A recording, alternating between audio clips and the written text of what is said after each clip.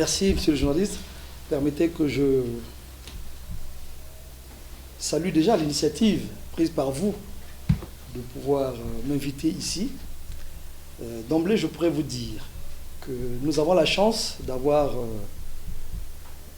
un bureau exécutif dynamique avec des personnes très compétentes. Et nous vous disions il y a quelques jours que c'était les premières compétitions de notre Olympiade 2025-2028. Donc il était pour nous un devoir de faire en sorte que ce soit une réussite.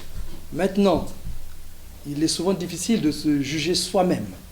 Mais vous venez là de nous adresser vos félicitations qui nous vont droit au cœur. Et retenez simplement que nous sommes des êtres humains et que l'œuvre humaine n'est jamais parfaite.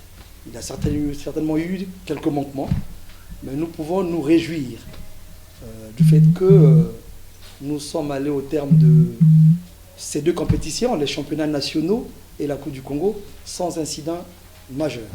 Et c'est donc pour nous une satisfaction.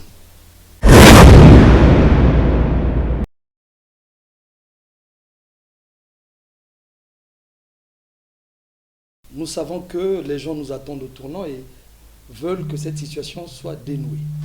Mais permettez que je remercie ici la tutelle, parce que c'est grâce à elle, c'est le ministère qui nous a autorisé d'effectuer deux missions importantes à l'extérieur. Nous avons participé au congrès de mi-mandat de FIBA à Manama au Bahreïn et au congrès de mi-mandat à Abidjan en Côte d'Ivoire.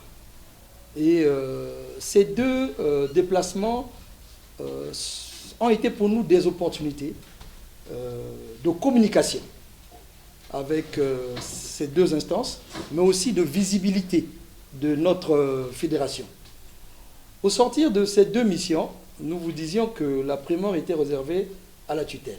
Mais nous pouvons ici vous dire, sinon vous rassurer, que la Fédération congolaise de basketball continue de travailler avec la tutelle pour un aboutissement heureux de cette situation et surtout pour le bonheur de la jeunesse, mais aussi des praticiens de la balle au panier.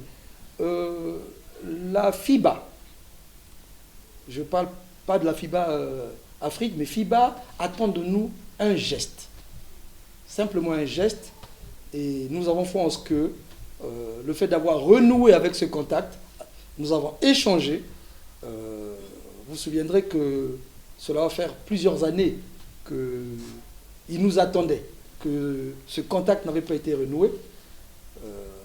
Est-ce que les gens doivent me croire par rapport aux paroles que nous avançons? Mais je peux ici, par rapport à vos inquiétudes, aux inquiétudes des basketteurs, vous rassurer que le ministre des Sports, en charge des sports, le Premier ministre, le chef de l'État ont été saisis et nous ont fait la promesse que, avant la fin de l'année, je me permets de le dire, cette situation va être dénouée et que nos équipes renoueront avec les compétitions internationales. C'est d'ailleurs notre souhait.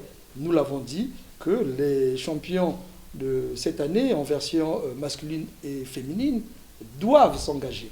Il faut qu'on engage nos équipes dans les compétitions internationales, mais aussi à la balle. Ce n'est que comme ça que nous aurons des athlètes très compétitifs. Nous venons de suivre là l'afro-basket masculin à Luanda. Vous avez vu le niveau.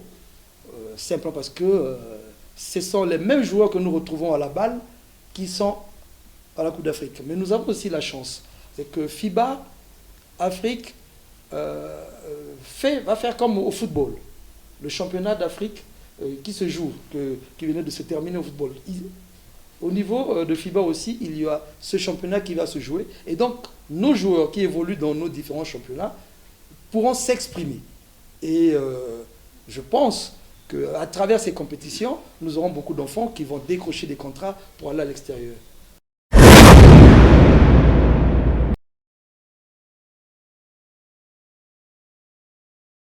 Oui, c'est comme nous le disions Il est certes vrai qu'il y a eu un engouement, mais cet engouement se justifie aussi. Vous avez parlé du management, de membres du bureau exécutif, mais pour nous, c'était un plaisir de voir que les enfants, pour ne pas dire les sportifs, aujourd'hui ont renoué avec cet amour du basketball. Si j'ai bonne souvenance, nous avons rempli ce stade. Je parle des basketteurs lors des Jeux africains. C'était le match Mali-Sénégal, je pense. Et après, nous avons vu le camp Ibaka Games. Et après, nous n'avons plus vu cet engouement où le stade Maxime Matima est rempli. Nous ne sommes pas non plus aveugles, nous avons vu. Et il faut que nous fassions preuve de modestie et de dire que oui, nous avons essayé de faire un effort, mais c'est parce que les sponsors ont cru en nous. Nous y travaillons. Il serait prématuré de dire que elles vont nous aider. Les promesses ont été faites, certes, mais nous attendons le moment opportun pour dire que nos partenaires nous ont apporté leur modeste contribution et que nous avons fait un acompte au niveau de FIBA Afrique. Je pense que le moment viendra.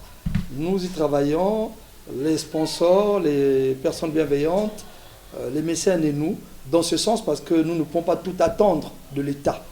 Et c'est d'ailleurs notre combat, raison pour laquelle je vous disais que d'ici la fin de l'année, nous pensons avoir des bonnes nouvelles.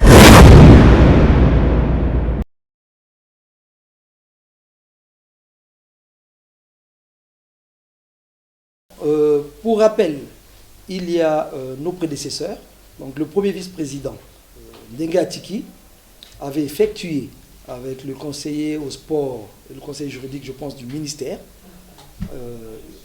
une mission à Abidjan. Et au sortir de cette mission, les discussions avaient été très bonnes, très fructueuses, étant donné que la FIBA avait réduit la dette. Et à ce jour, nous devons payer 800 000 $. Et la mission qui avait été commise par le ministère avait pu convaincre la FIBA pour qu'il y ait un échéancier en 3 fois. Je pense qu'il fallait payer 300 000 $ le premier trimestre, 300 000 au deuxième et 200 000 au troisième trimestre.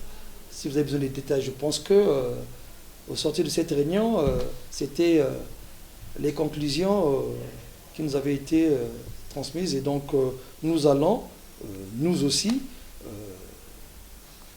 nous aligner sur ces discussions, étant donné que lorsque nous sommes allés à Manama, au Bahreïn et en Côte d'Ivoire, le secrétaire général, M. Billet, nous a réitéré que c'était qu'ils attendaient eux.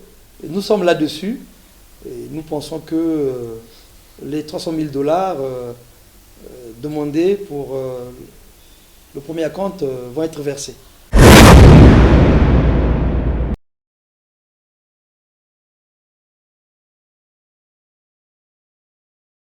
C'est le souhait, mais je ne peux pas vous rassurer.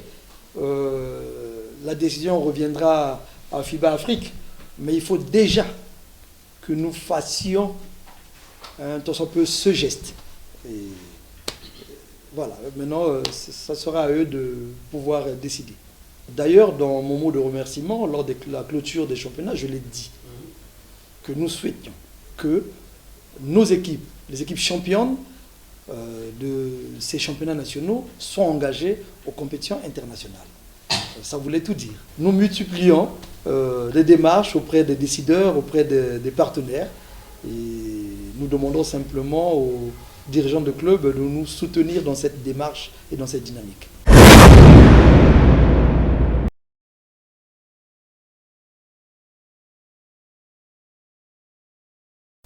Je ne vais pas repartir sur le plan d'action que le candidat Makaya avait présenté aux basketteurs. Mais nous avons un plan d'action que nous avons présenté aux conseillers fédéraux. Et donc nous sommes en train de l'appliquer. Nous sommes donc Dans la continuité de notre plan d'action, vous vous souviendrez que nous avons, après le Conseil fédéral, effectué les 2 déplacements que vous connaissez, dont je venais de parler. Nous venons là avant les championnats nationaux, nous avons organisé un séminaire des arbitres pour le renforcement des capacités. Parce qu'on pensait que ça faisait longtemps que les arbitres n'avaient pas officié et il fallait qu'il y ait une formation, car c'est la plus grande compétition qui rassemble les meilleures équipes du pays. Donc il y a eu ce séminaire de renforcement des capacités des arbitres et nous avons organisé les championnats nationaux et la Coupe du Congo. Nous sommes dans la continuité. Nous allons, d'ici peu, avant la reprise, avant l'ouverture de la séance sportive, qui sera certainement décrétée par la tutelle, organiser un stage des entraîneurs avec l'expert Lomba Blaise Balekita et le directeur technique Maxime Bouchi. Donc nous déroulons là notre plan d'action et vous pouvez vous en tenir tranquille, vous pouvez vous tenir tranquille parce que la formation pour nous c'est une condition sine qua non. On ne peut pas parler de développement sans la formation. Donc nous allons former les arbitres, les officiels de table marque, les entraîneurs et les dirigeants, les secrétaires généraux et les présidents des clubs.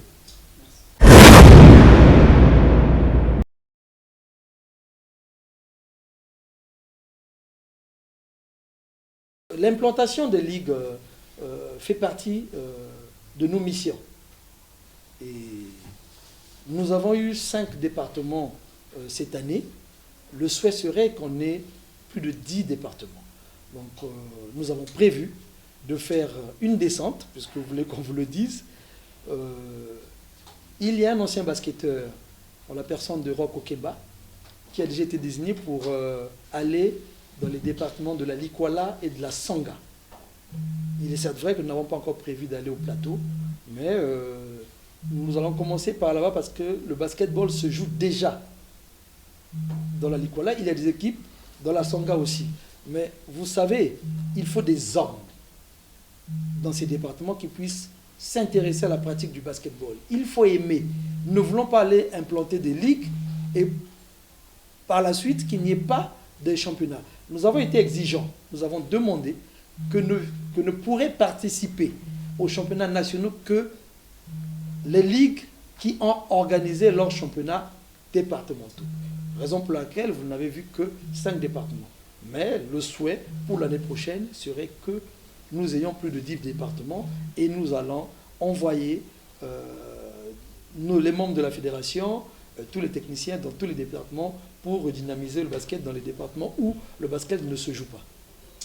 Président, je vais revenir sur le championnat national. On a vu que les hommes étaient représentés dans plusieurs catégories, les femmes c'était une seule. Alors, quelle est votre vision du développement du basketball féminin? Oui, depuis quelques années, même pendant que nous étions, pendant que nous présidions aux destinées de la Ligue départementale de Brazzaville, l'accent avait été mis sur le basketball des jeunes et le basketball féminin. Et vous remarquerez qu'il y a des équipes ici qui ont 2 catégories. Diable Noir a 2 catégories, Inter a 2 catégories. Donc il y a la catégorie inférieure au niveau des dames. Mais nous ne pouvions pas organiser les championnats nationaux dans ces catégories parce qu'au niveau de Pointe-Noire, je tiens d'ailleurs à féliciter le président de la Ligue départementale de Pointe-Noire parce qu'il n'y avait pas de basketball féminin qui se joue à Pointe-Noire. Aujourd'hui, nous avons 4 équipes au championnat départemental de Pointe-Noire. Et c'est déjà un pas de fait et nous pensons que les autres départements devraient emboîter le pas. Mais c'est notre préoccupation, le basketball des jeunes et le basketball des dames. Donc nous allons multiplier des stages, des camps de formation dans ce sens. Je reviendrai sur la question de votre confrère. Nous avons parlé tout à l'heure de Dominique Malonga. Ben, c'est dans cette dynamique. C'est toujours bien qu'il y ait une femme qui fait parler d'elle, qui fait parler de l'Afrique au niveau international. Il est toujours bien que ce soit elle qui fasse passer le message à ses petites sœurs qui ici aiment le basketball mais qui doivent avoir une ambition. Parce qu'on ne peut pas venir pratiquer une discipline sans ambition. Donc nous voulons justement que Dominique, en arrivant ici, leur fasse passer ce message qu'elle aussi rêve un jour d'aller à l'extérieur du pays, pourquoi pas aux États-Unis. Pour résumer, le basketball des dames et le basketball des jeunes sont notre priorité.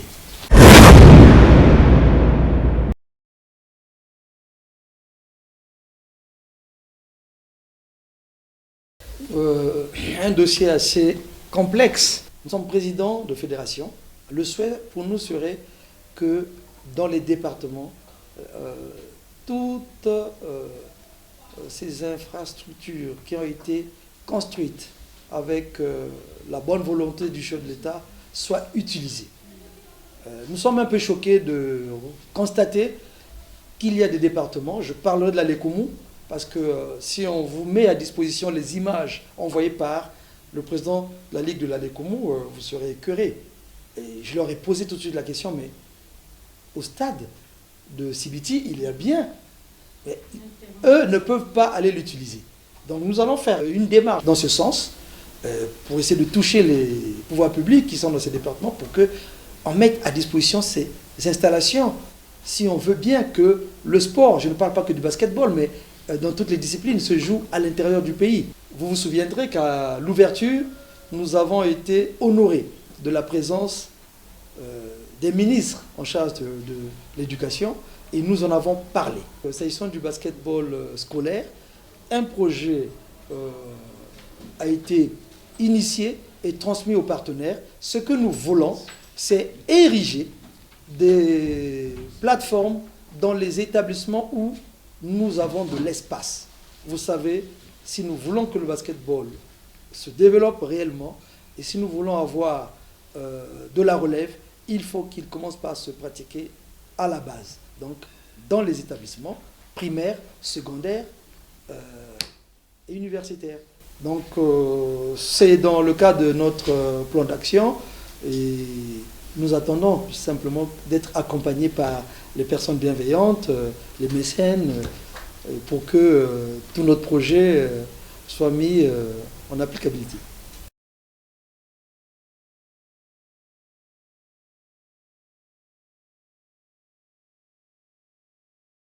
Nous sommes une structure qui vient de naître. Je vais vous rappeler que ça ne fait que 7 mois que nous avons été portés à la tête de la fédération.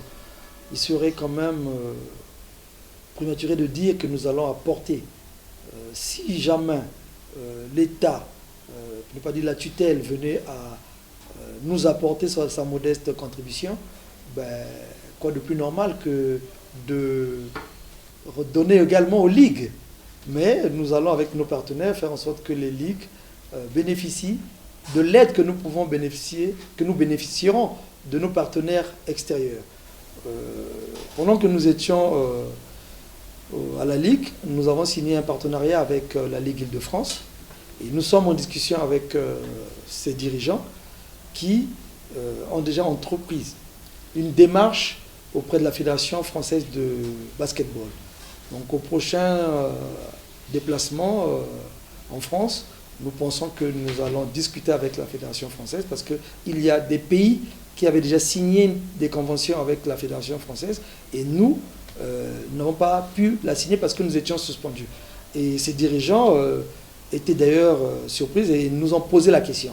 Donc nous sommes en train d'y travailler et si nous avons des aides venant de certains partenaires ou des personnes bienveillantes, ben nous ferons descendre, si vous me permettez le terme, nous aiderons aussi les ligues, car ce sont elles qui font la politique du basketball dans les départements.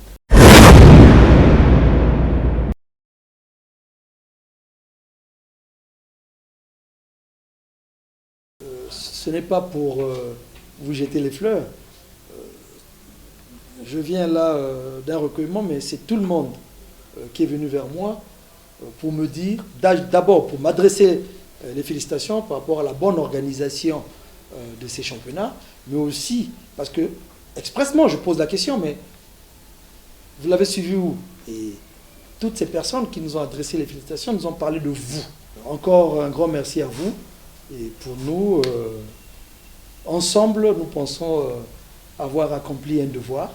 Et j'espère que nous serons toujours ensemble, que c'est déjà un mariage que nous avons scellé ensemble et que vous n'allez pas nous abandonner et que vous ferez le travail comme vous avez su le faire, parce que sans vous, il n'y aurait pas de visibilité. Bon, aujourd'hui, la fédération est visible dans tout le pays et à l'extérieur grâce à vous.